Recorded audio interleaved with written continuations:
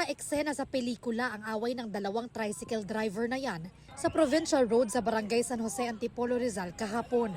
Bahagyang bumagal ang daloy ng mga sasakyan habang nagsisigawan at naghahabulan ang dalawa. Ang isa may hawak na kutsilyo habang tubo naman ang hawak ng isa pa. Sugatan ng tricycle driver na may hawak ng tubo matapos masaksak sa kaliwang daliri. Sinaksak niya ako bigla, hinaharap ako niya. Alam na nila, malalaman na ikaw isa pa doon. Malalaman ngayon niya. Dat na namin, nag-aaway na nga, may pasaheros pa sila na buntis, mag-asawa. Kinuha na kagad namin yung kanilang mga armas. Maayos naman po na binigay nila yung kanilang mga armas. Yung tubo at saka yung kutsilyo na matalas.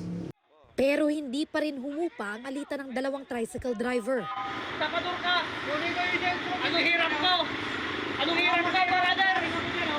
Grabing hirap ko sa'yo! Binabayaran mo buwan-buwan! Ang pinag-ugatan umano ng away, 5,000 pisong utang. Yung nasaksak sa daliri, yun po ay may utang dun sa nanaksak.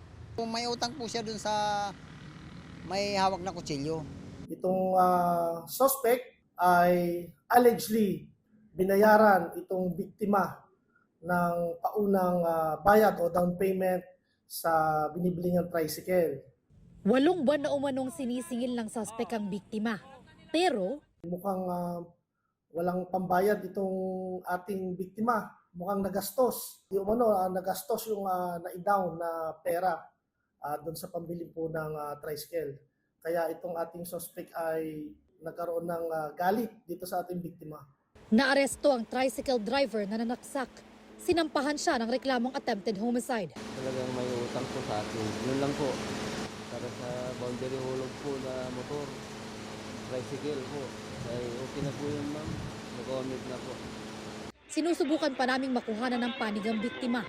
Patuloy pa ang investigasyon ng pulisya sa insidente.